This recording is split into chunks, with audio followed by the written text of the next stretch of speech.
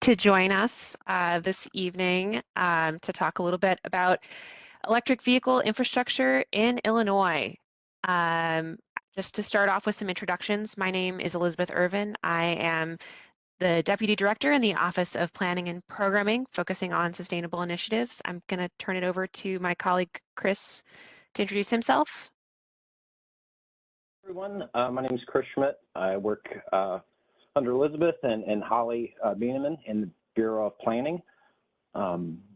Been working on NEVI for a little while now and happy to be joined by Elizabeth on the team. So thank you everybody for joining us tonight. So before we dive into the details, just a few quick housekeeping things. All attendees are in listen-only mode, so you don't need to worry about whether your mic is muted or if there's weird background noises. We got it all taken care of. Please feel free to ask questions during the meeting with the chat pod, which is in the lower menu bar on your WebEx screen. We will try and address as many questions as we can. You may have noticed already, but this meeting is being recorded and we're going to make it available on the IDOT website after we conclude, so that folks who weren't able to attend today can still get this information. Just a caveat that the information we're presenting today is draft. It's not the final IDOT plan for EV charging infrastructure deployment yet. That will be submitted on August 1st. So we're still finalizing things. We're still incorporating some stakeholder feedback, including feedback we hear today. So thank you for taking the time to join us this evening and learn more about EV infrastructure in Illinois. So what are we going to talk about today?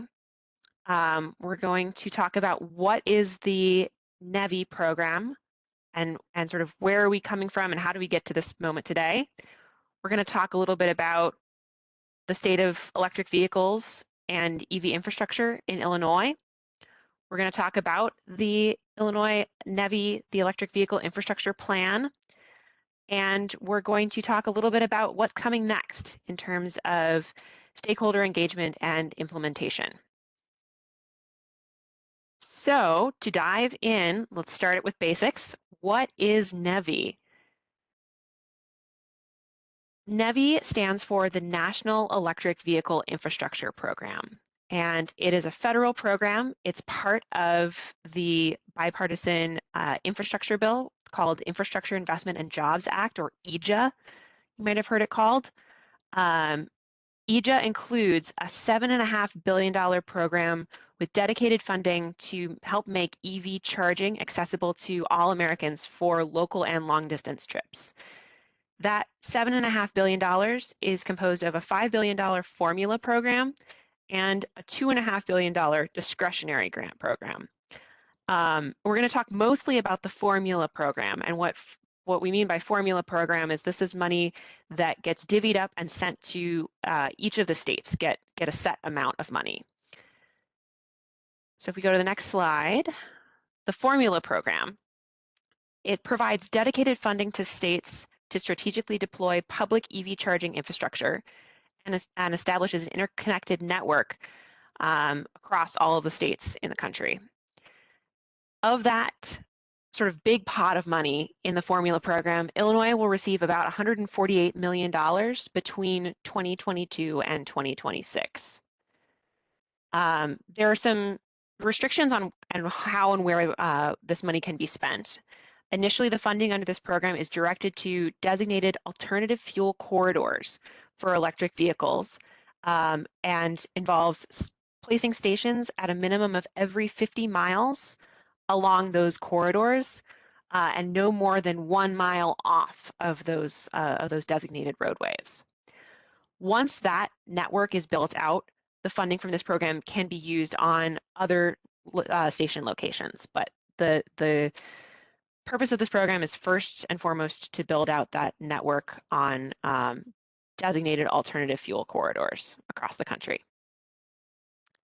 So if you hop to the next slide, what do we mean by public EV charging? So public charging meaning that stations are available to the public 24 hours a day, 7 days a week. So accessible anytime people might be on the road trying to make a road trip. Public charging doesn't mean free charging. Charging stations can charge a fee, which will be subject to regulations. We're also talking about fast charging. So the standards for this program are at minimum 4 plugs called combined charging system, CCS plugs, capable of each charging at 150 kilowatts per hour. So that's a technical specification, but what this really means for drivers is at minimum 4 vehicles being able to charge at the same time at a charging speed that will fully charge an average EV in under a half an hour.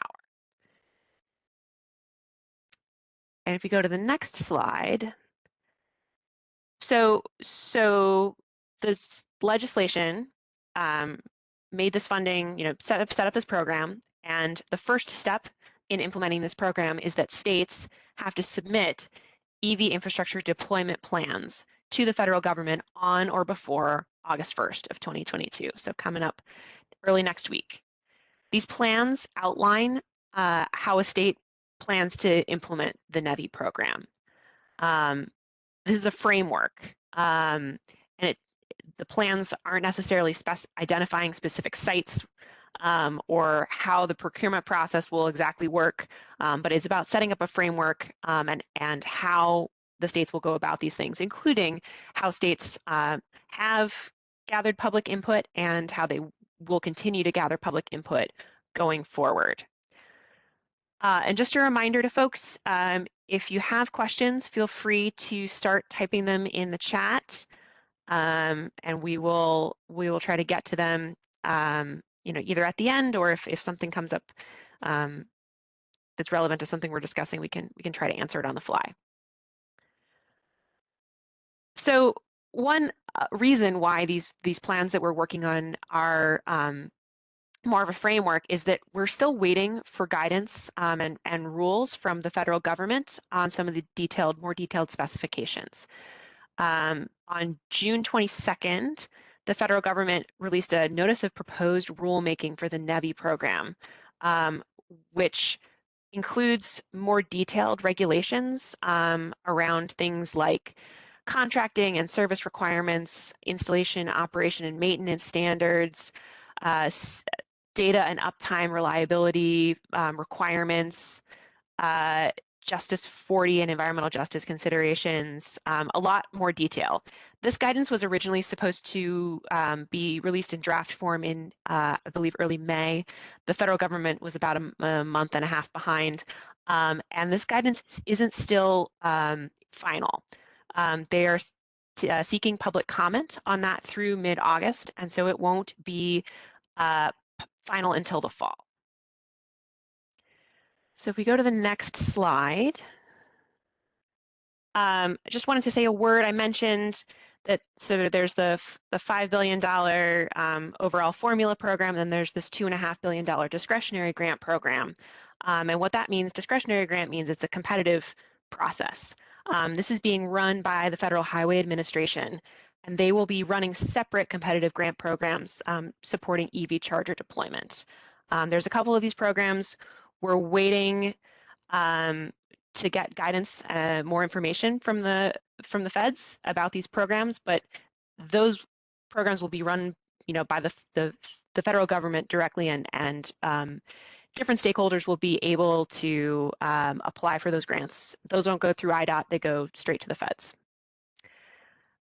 And if we can go to the next slide. So before we hop into the section, I was looking in the chat. Yes, one question. So the charging stations, we are required to focus first on building out an EV charging station network along designated alternative fuel corridors, which are currently all interstate highways. And you'll see a map coming up that'll get into more detail on that.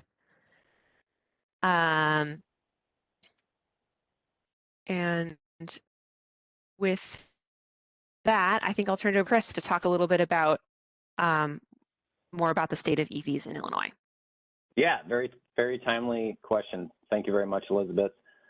Yeah, we're going to see exactly where these stations can be placed in Illinois based on some previous work done by IDOT and some of its partners in both the state of Illinois, different governmental agencies, and then big shout out to Argonne National Labs, which we're very fortunate to have right here in Illinois. One of these very large national labs that is very instrumental in a lot of this technology being developed, and is a great supporter to both the Department of Transportation and Department of Energy on deploying this very exciting new program.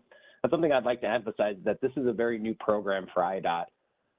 You know, bridges and roads, we've been doing that for a while, but the idea of us being in charge of doling out money for electric vehicle infrastructure, you know, the idea that we're going to be quote unquote running gas stations was sort of a new concept, and we're really not going to be doing that. The model that we'll have for how this gets deployed is still very murky.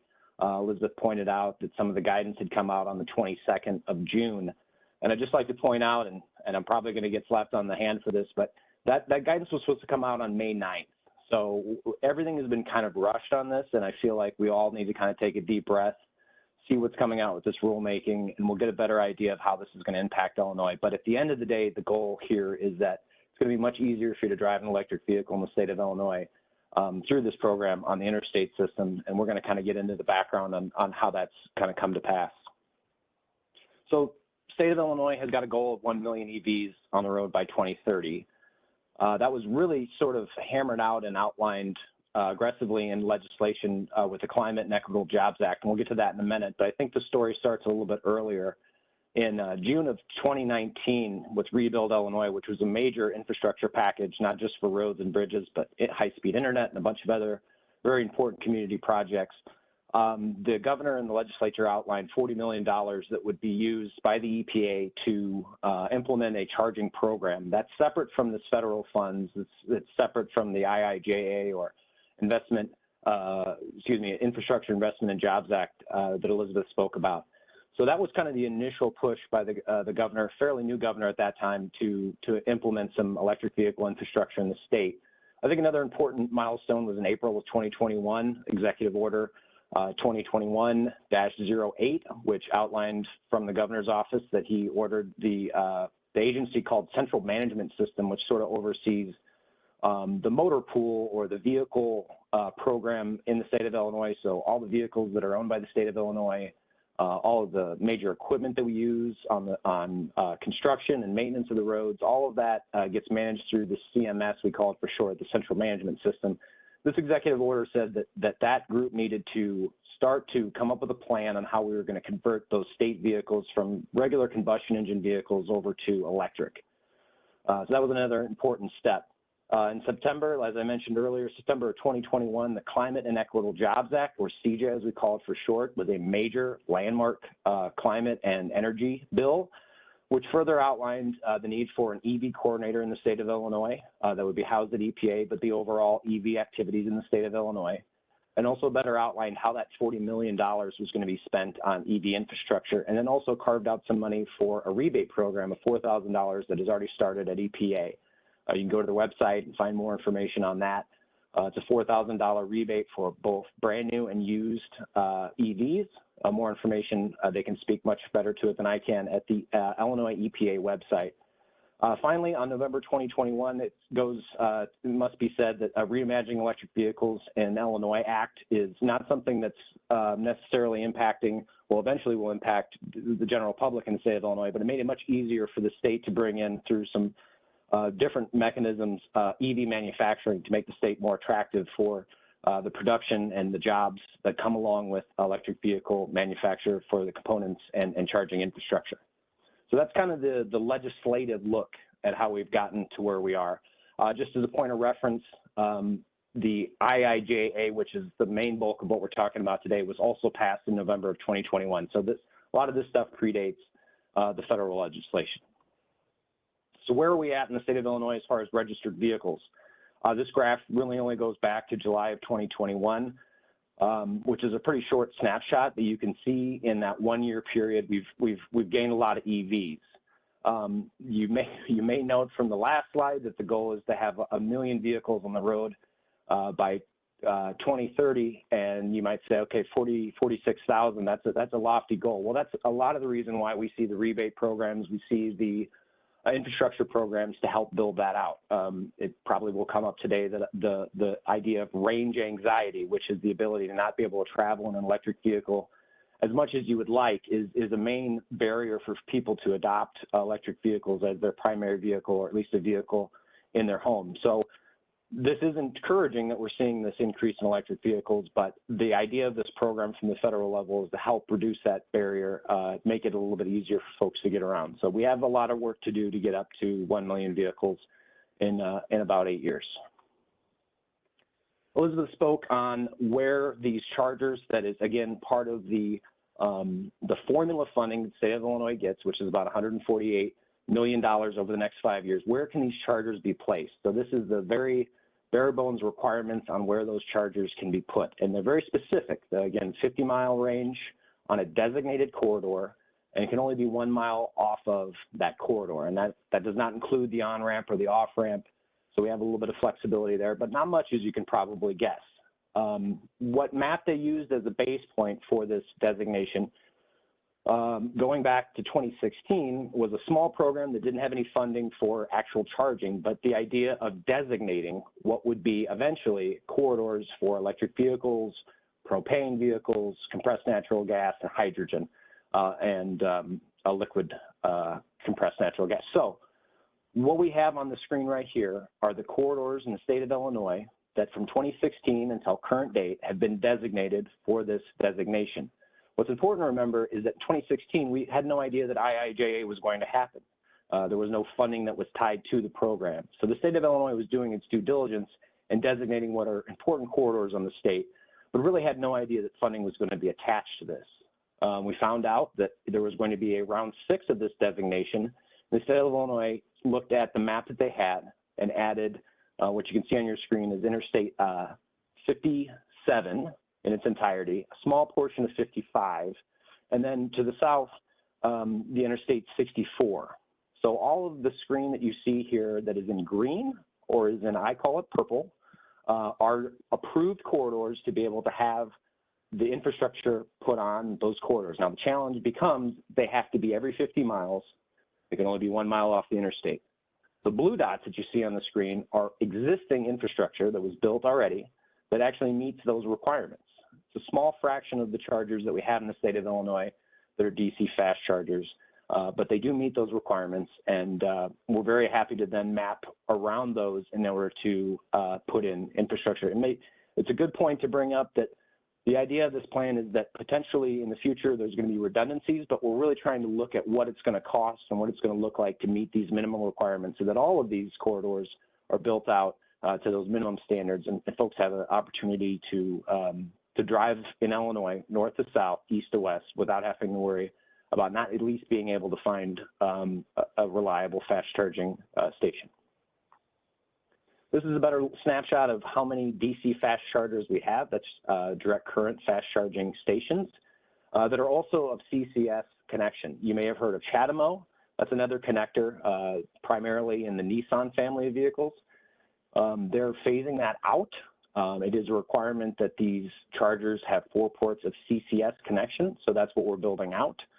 And these are the charging locations in the state of Illinois. I know you can see dots in other parts here, but you can see to the left that this has been queried to just Illinois and DC fast chargers. So we've got a long way to go. When you think of the map or the graph earlier that said there's 46,000 electric vehicles on the road and that there's only 158 fast charging ports currently in the state, that leaves a lot of room for improvement. So we're happy to get the money from the federal government and be able to move forward with this program.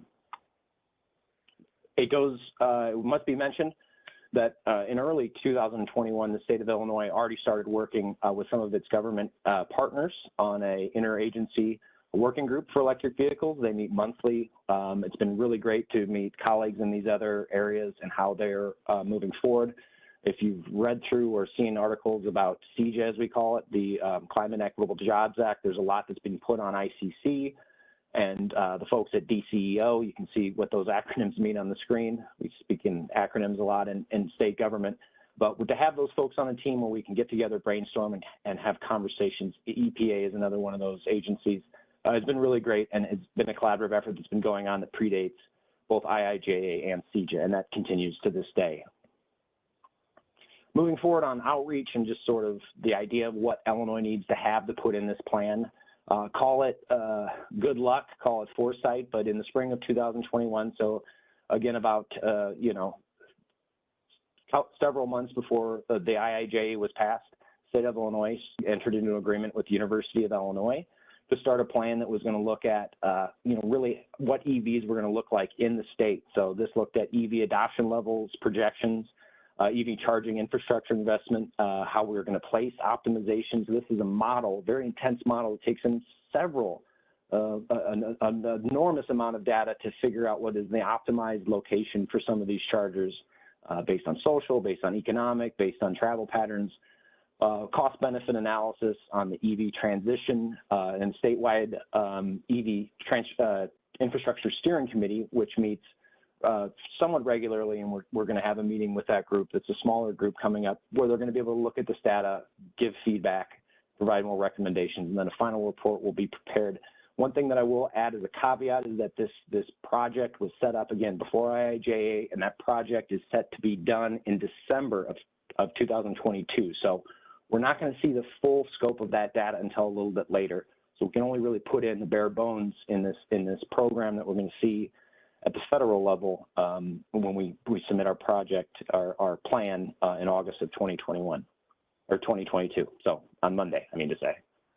But this work is ongoing. You can see on the screen, Rita Cantu is, if you were to Google her name right now, you'll see that she is a leader in this area as far as this type of modeling, and has got several accolades and is understood to be sort of on the cutting edge of this. And she's not starting from scratch making a model for Illinois. She's taking it and basing it off of a lot of different information that we've gotten from previous work in this field. So I know I spoke probably longer than I should have, but I'm going to turn things back over to Deputy Director Elizabeth Irvin and see what the status of Illinois Electric Vehicle Infrastructure Plan is right now. No, definitely, that was all very helpful, Chris. Definitely didn't speak too long. You're all good.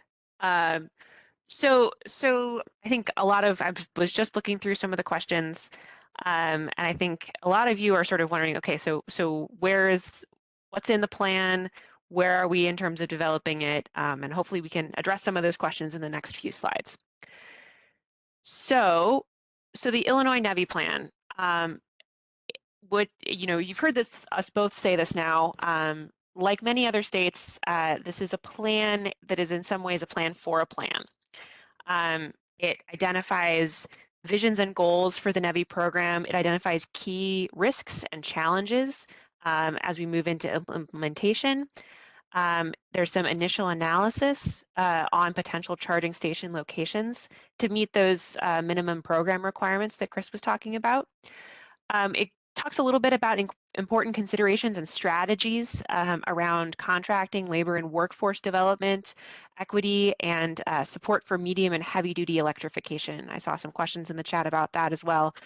This program is primarily, given its focus on building out these corridors and focus on publicly accessible locations, primarily aimed at passenger vehicles, but as folks are mentioning in the comments, Illinois is a big freight state, and we want to make sure that we are thinking toward the future and support for electrification of medium and heavy-duty vehicles as well. It also contains a plan for further stakeholder engagement and public engagement. This meeting is envisioned as sort of a kickoff for a phase of public engagement throughout the fall as we move from, thinking about these overall visions into more detailed implementation tasks, and as we get more guidance from the federal government on some of these things. So next slide. So here are sort of the next steps that are coming up. As I mentioned before, August 1st is the deadline for states to submit these plans to the federal government. On August 22nd, the comment period closes on the notice of proposed rulemaking that I mentioned earlier, that has more detail on sort of technical standards and requirements.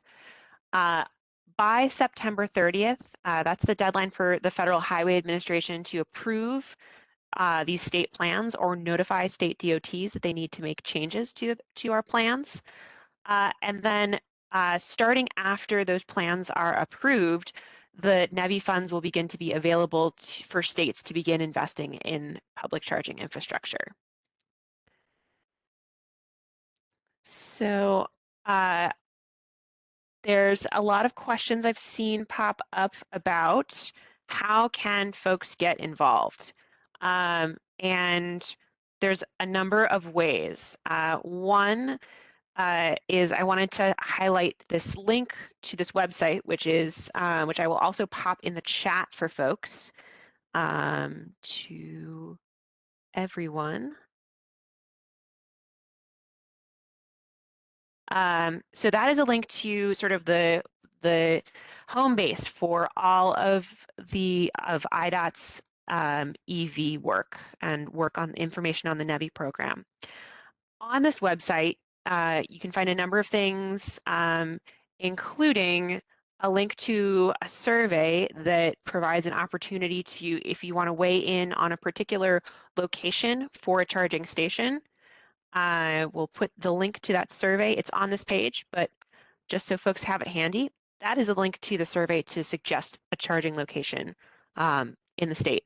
Remember again, we have to focus on those corridors that are in green on the map that you see on your screen right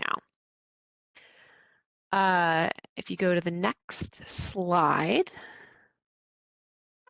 this was another email I saw, or another question I saw in the chat, which was, is there an email address? And there is an email address. You can send us more detailed feedback at dot.driveelectric@illinois.gov.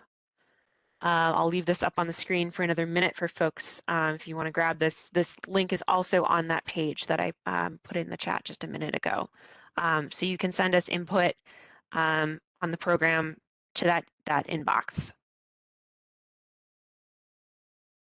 Give another 20 seconds for people to get that email address. Okay, moving on to the next slide. Another way that you can provide input is polls.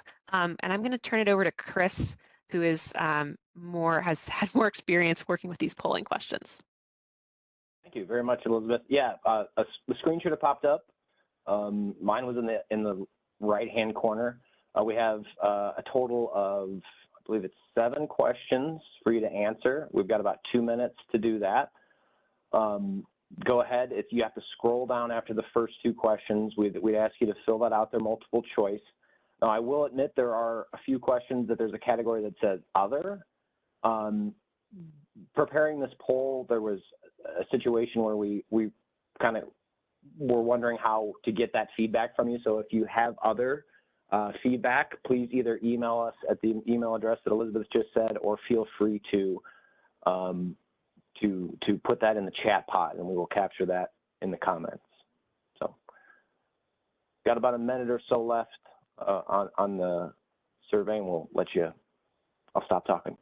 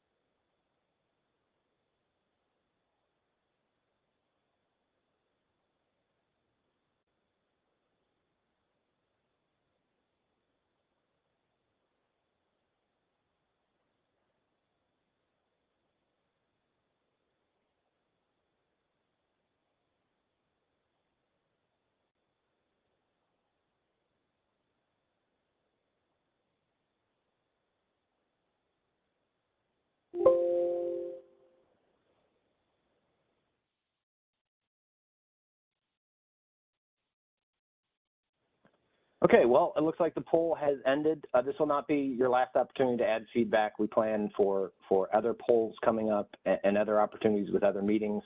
I will say I was trying the poll, and the question number 6 which asked about amenities. There was only the ability to ask that once, to answer that one time, so I apologize for that. We still will be asking in a later meeting what amenities, we're going to deep dive into that as to what exactly the amenities folks want to see at these charging stations. So this was just to capture a very quick snapshot of what folks think.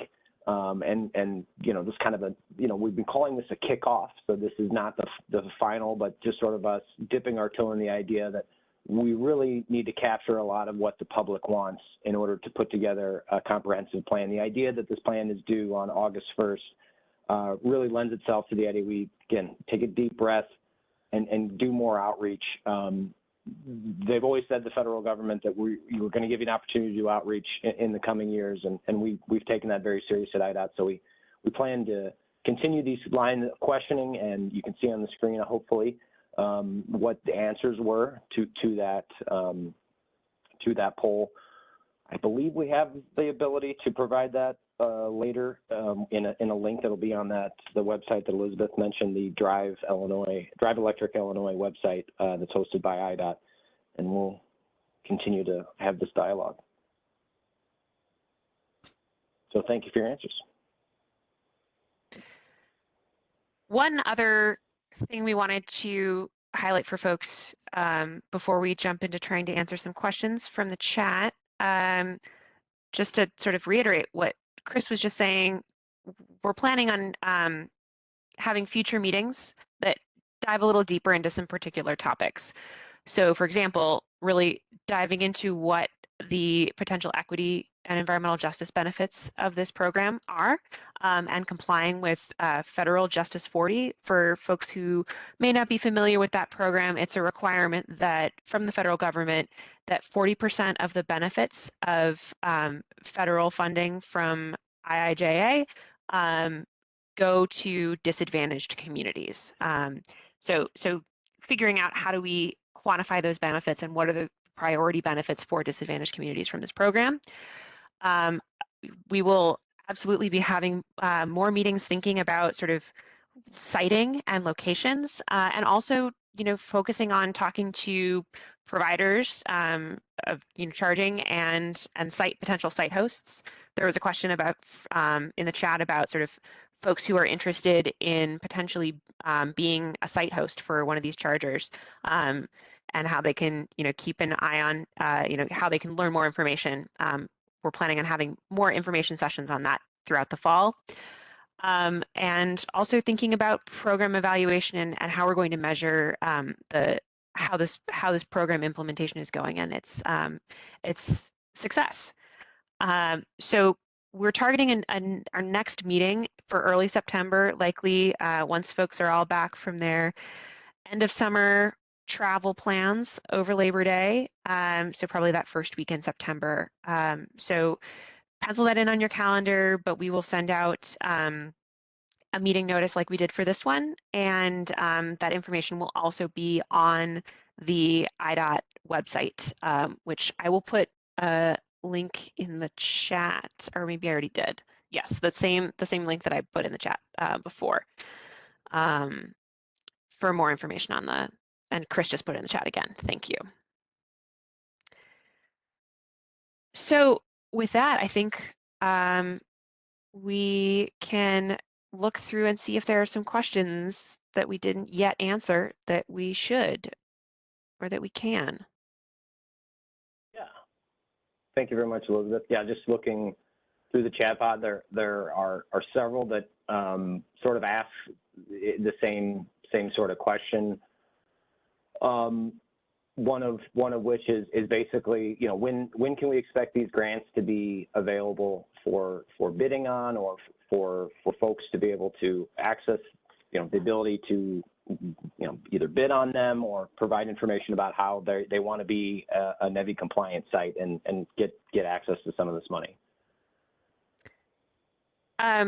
So I'd say that timeline we're still in development. We want to, get the implementation of this right.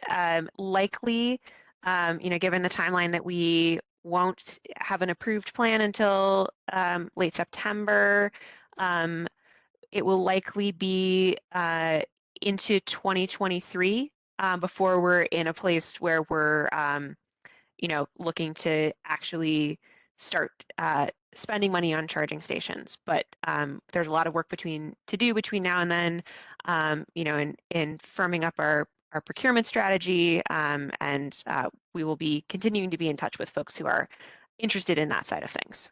But realistically, probably in sometime in 2023 before this money is actually being spent.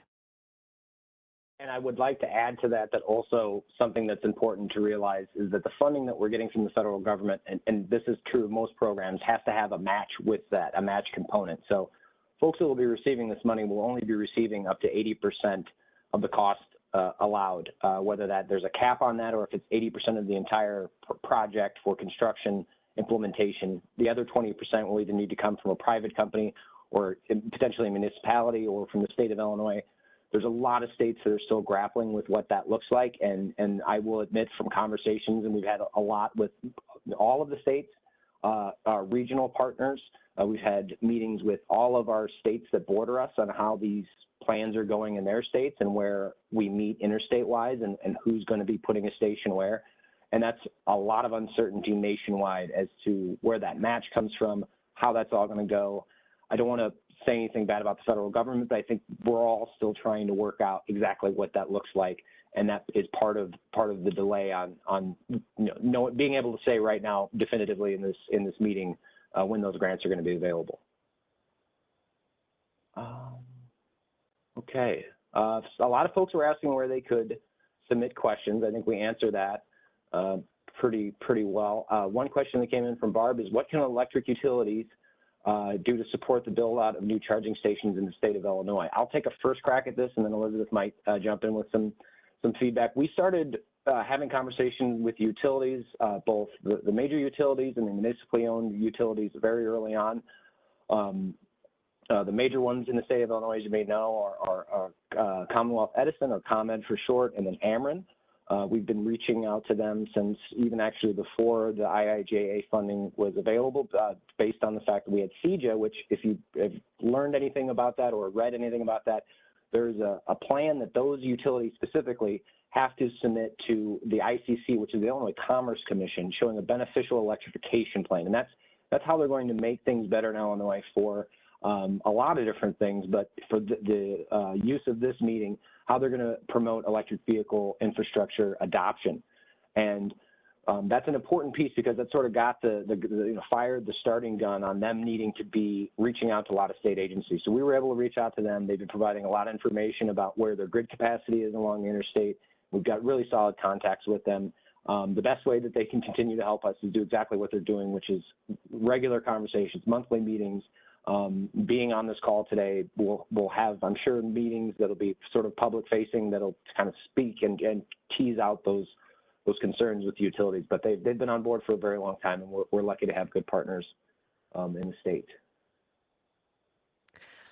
Yeah, and I don't have anything particular to add to that. I would just say, just again, reiterate that we've got a lot of great partners in other agencies. IDOT and the NEVI program is sort of a small piece, or not that small, but a piece of a larger puzzle that is working to really turbocharge EV adoption in Illinois. And IEPA is doing a lot of work on this front, and they have a brand new coordinator, or she's not as new as I am. I've been at IDOT for about a month now, but who is coordinating across all the agencies and kind of making sure that everybody is working together, and that the programs we're creating are really helping to reinforce one another.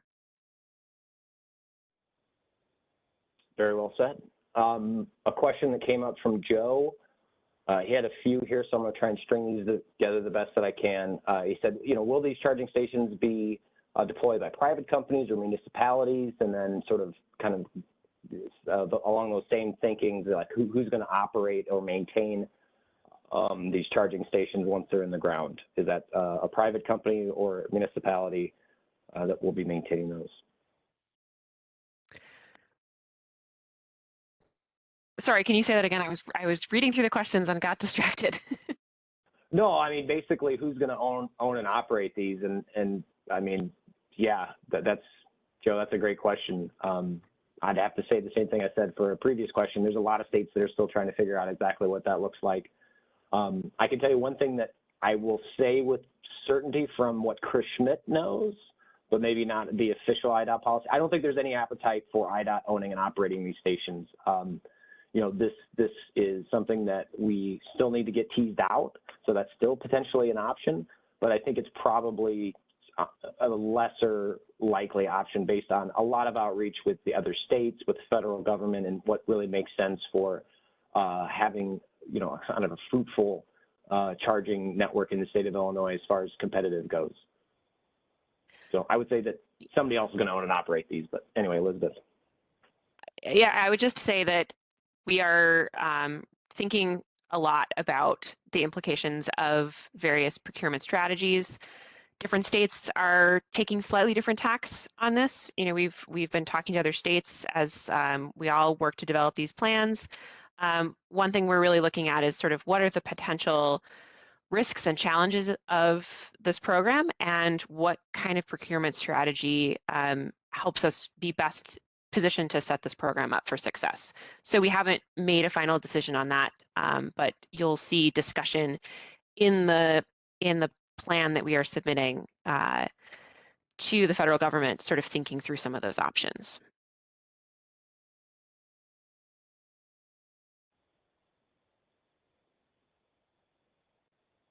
Very good. Yeah, one of the questions that came in from manufacturer here in the state of Illinois, Navstar, who makes commercial vehicles, headquartered in LaSalle, asking about, you know, what exactly is Illinois doing to incorporate medium and heavy duty vehicle?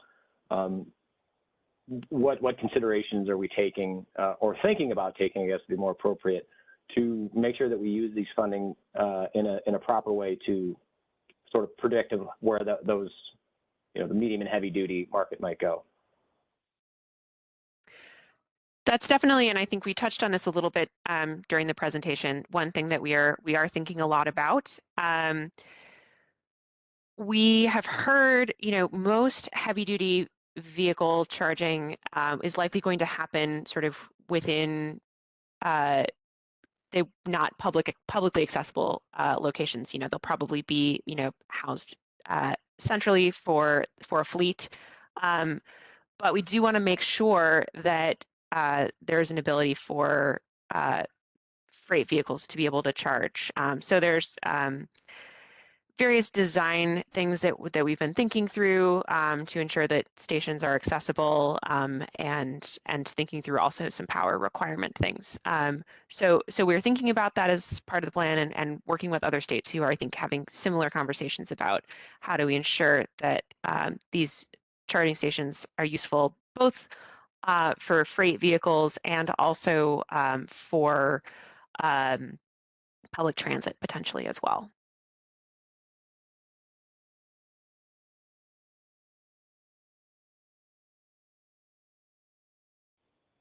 One question I saw that I think we can speak to briefly, someone was asking a question about payment.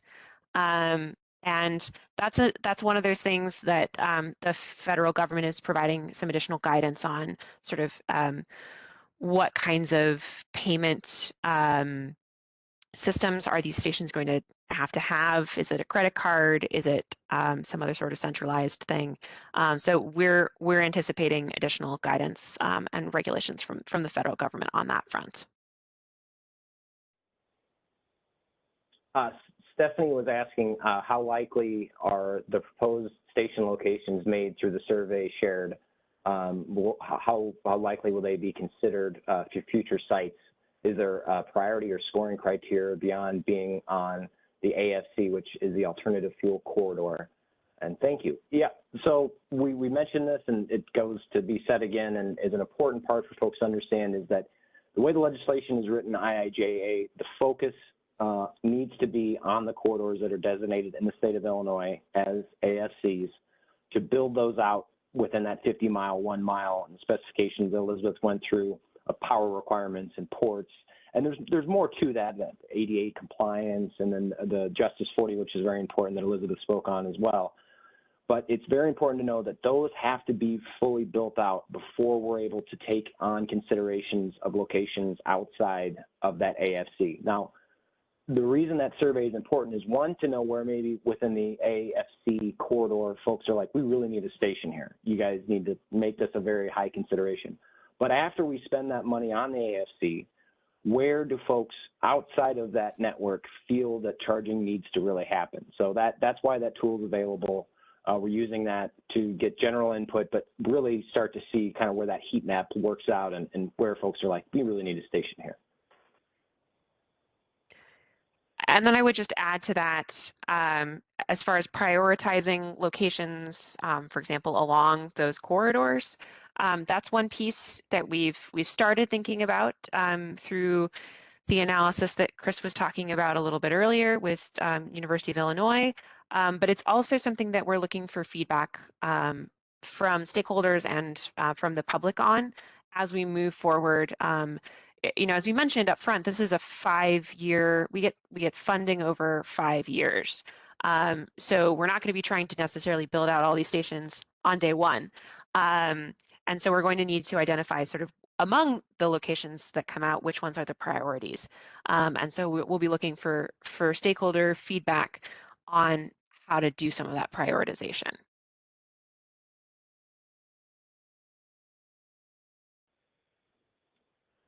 This question, I'm going to go ahead and ask, and I'm glad that Aaron asked it, and I'm glad that we're going to get to have this on the recording, but the federal reliability standards are very high. Very was in all caps.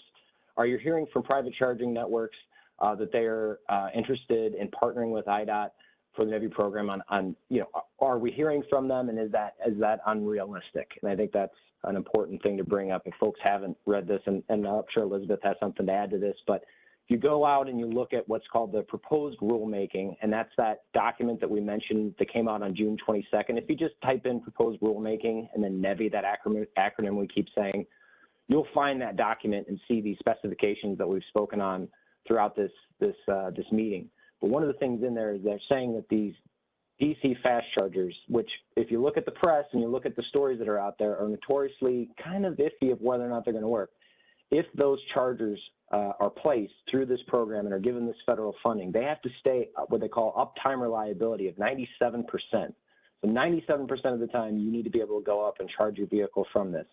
And whether or not that's realistic or not is why there is open comment right now on that proposed rulemaking. If you go search it, Google it, any person, private citizen, company, advocacy group can actually comment to the federal government on whether or not that's reliable, or, you know, applaud them, and then all the other, you know, qualifications or rules, as they say, that are outlined in that proposal. And that window to make those comments are still open. I believe it's August 22nd, and Elizabeth will tell me if that's wrong. But that's one of those requirements that are outlined in that. Yeah, that's correct. The deadline is August 22nd. I mean, I would just say, obviously, reliability is really important. You know, the goal of this program is building out a network of public charging across the state and across the country, so that folks can feel confident taking longer distance trips in an electric vehicle. So I'm not going to speak to whether the sort of proposed standard is realistic or not, but I think it's really, you know, a crucial piece of it is making sure that these chargers are accessible and that they're reliable and that people can count on them in the way that drivers using gas vehicles can count on being able to go to a gas station and fuel up their vehicles. So, so we've got a lot of work ahead of us, but I think the vision here is about a reliable, interconnected system. And I think the last piece to mention that was asked in that question, and that's all good, that's great to add that, is that we have been speaking with a lot of the manufacturers. If you're on this call and you are a manufacturer, we'd love to talk to you. I mean, you know, there are a lot of companies that manufacture this charging infrastructure, but a lot of the major ones and some startups we've had conversations with, just, you know, getting that connection as far as what they have and really understanding better what the market looks like at a very high level to understand, you know, power requirements and things of that nature.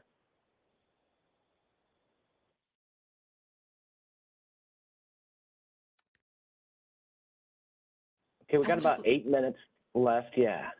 Yeah, I was just looking to see if there are questions that we hadn't gotten to yet.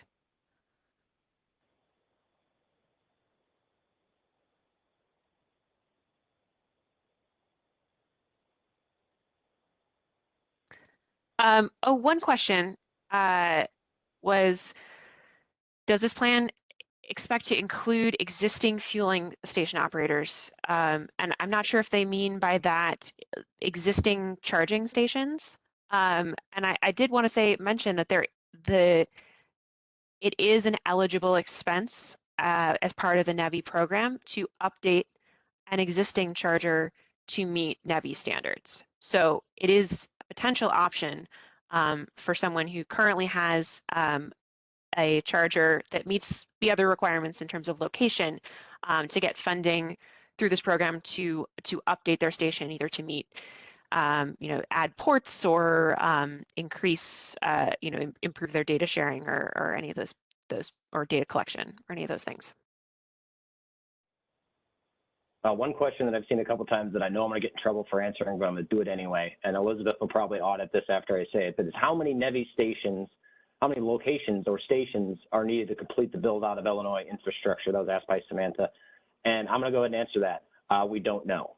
The best answer that we have is we've done through what's called ArcGIS, which is a mapping software. We put in several layers that include what the utilities have as far as grid capacity. We've put in some of the EJ considerations. We've also put in a lot of data about the roadways themselves, how much how frequently their traffic is, the counts on that, and all the other stations that are existing. And we have a rough idea, if we're just going off of the bare minimum that the federal government's put out, of where those stations need to go. And I can't really say what that number is. But the reason we're having this meeting, and we'll continue to have meetings, is that's just not really good enough. If you look at what is in the Justice 40 requirements, you look at what Illinois needs, which is a lot of this infrastructure built out in a very short period of time. We just have to continue to have conversations with you folks and a lot of other people. So that number, we have a rough idea that we'll be submitting coming up on Monday, but that exact answer, it's still unknown. I mean, we have the rough idea of a minimum, but is that going to be good enough? And I think that answer is exactly right, Chris. The only thing I would add is that it'll ultimately be up to the federal government to certify that we've built out these corridors. As we mentioned, we have to have these corridors built out before we can put stations in other places. So it's up to the federal government to sort of give the stamp of approval that yes, we have done that. And what is I believe in the guidance is that they are not planning to certify any corridors yet in the first year as fully built out. So we'll have some time before we know exactly, to Chris's point, what precisely we need to do to meet that minimum requirement. We've got about 5 more minutes. Any other, I think I'm scrolling feverishly through this list of questions we have, and I'm feeling like we have a lot of them answered. I just want to point out that, yeah, the contact information you see on your screen, if you haven't already written it down or grab it from the chat pod, is a great way to continue this conversation. And like we said, early September after Labor Day, we plan to have our next meeting. And we'll email you folks that information to invite to come along on that meeting and all future meetings if you've accepted this this event. And I've seen a couple questions in the chat about when will the plan be publicly available. So as we mentioned, we're submitting this plan on August 1st to the federal government, and then it will go into a review process at FHWA. They have promised to get us back those plans by the end of September. I believe the federal government, they're also planning on posting all of those plans on their website. So once we once the feds post that, we will also put it up on the website that's on your screen here as well.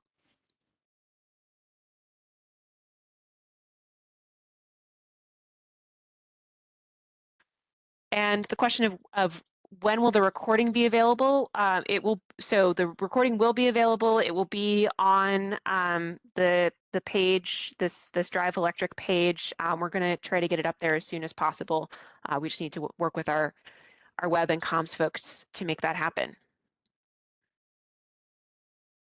Yeah, I believe the estimate was probably tomorrow morning, but don't hold that to us. But it will be available on the website that we've been splashing all over the page, the bottom link on your screen currently. Well, 3 minutes left.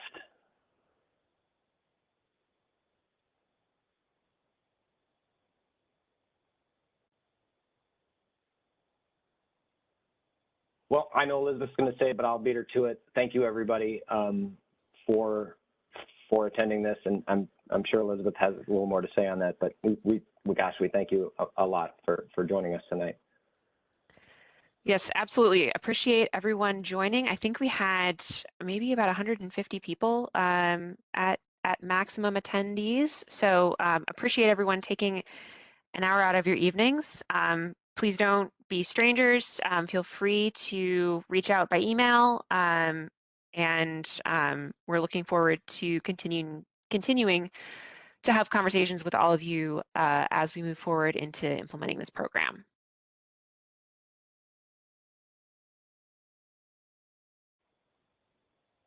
All right. So with that, I think we'll say goodbye to everyone. Thanks for joining, and just looking forward to talking with you all soon. Have a good rest of your evening.